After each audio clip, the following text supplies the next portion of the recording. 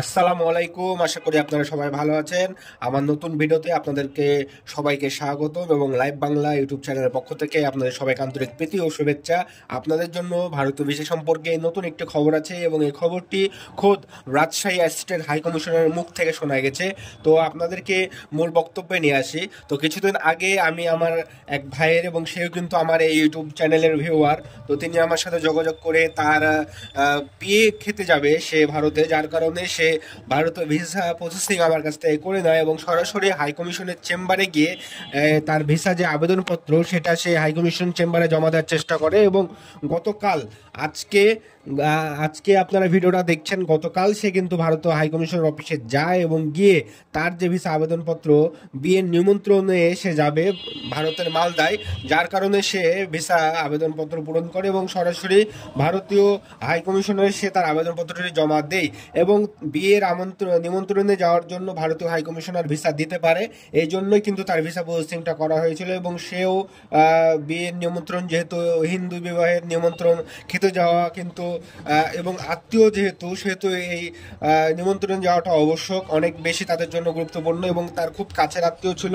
তো যার কারণে সে ভারতীয় ভিসা যদিও এখন দিচ্ছে না, কিন্তু তার ভিসা ফর্ম পূরণ করে বিবাহ নিমন্ত্রণে অংশগ্রহণের জন্য, ভারতের মালদায় অংশগ্রহণের জন্য তারা যে ভিসা আবেদনপত্র এটা পূরণ করা হয় এবং সে সরাসরি ভারতীয় হাইকমিশনে গিয়ে সেই আবেদনপত্রটি জমা দিতে সক্ষম হয়েছে এবং ভারতীয় হাইকমিশন থেকে সেই আবেদনপত্রটি জমা নিয়েছে। এবং জমা করানোর সময় ভারতীয় হাইকমিশনের অ্যাসিস্ট্যান্ট হাইকমিশনার রাজশাহীর অফিস থেকে যে কথাটি বলা হয় যে খুব দ্রুতই 4 দিন বা 7 দিনের মধ্যে আমাদের যে ভিসা আছে এই ভিসার সবগুলো ক্যাটাগরি খুলে যাবে।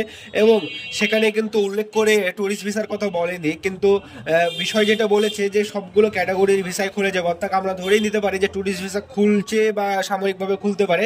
কিন্তু সুখবর হচ্ছে medical visa, N T visa, student visa, এই ভিসাগুলোর উপর যেভাবে শর্ত আরোপ করা আছে বা যেভাবে ভিসাগুলো দিচ্ছে না, লিমিটেড দিচ্ছে, অনলাইনে কম করে ডেট ছাড়ছে, তো আশা করা যাচ্ছে তাদের এই কথার ভিত্তিতে যে বোঝা যায় যে আগামী কিছুদিনের মধ্যে হয়তো বা ভারতীয় ভিসার যে এই যে নাকাল অবস্থা, এই অবস্থাটা থেকে মানুষ অনেকটাই সুরাহা পাবে, অনলাইনে আরও বেশি বেশি ডেট পাবে। তো ভারতীয় হাইকমিশন থেকে আসলে যেটা জানানো হয় যে কিছুদিনের মধ্যে, 4 দিন বা 7 দিনের মধ্যেই আপনাদের সমস্ত ভিসার যে ক্যাটাগরি আছে সবগুলো খুলে দেওয়া হবে, আপনারা সবাই অনলাইনে আবেদন করা শুরু করবেন।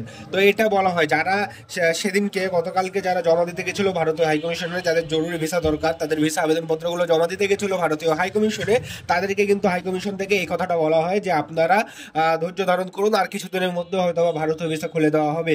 তো এতটুকু তথ্য কিন্তু অনেক আমাদের জন্য যে হয়তোবা আর কিছুদিনের মধ্যে ভারতীয় ভিসা দেওয়া হবে এবং আরও নিয়মগুলো আরও শিথিল করা হবে। এরপরেও যে বিষয়টা দাঁড়াচ্ছে, যদি 4 দিন 7 দিনের মধ্যে নাও দিতে পারে তারা, আমরা আশা করব যে আগামী জানুয়ারি মাস থেকে হয়তো বা ভারতীয় ভিসার যে কার্যক্রম, এই কার্যক্রম আরও বেশি ভাবে শুরু হবে এবং আগের মতো পুনরায় চালু হয়ে যাবে, এটা আশা করা যাচ্ছে। তো ধন্যবাদ সবাইকে এই সম্পূর্ণ ভিডিওটি দেখার জন্য। সবাই ভালো থাকবেন, সুস্থ থাকবেন। পরবর্তী আপডেট পেতে সাথে থাকুন। আসসালামু আলাইকুম।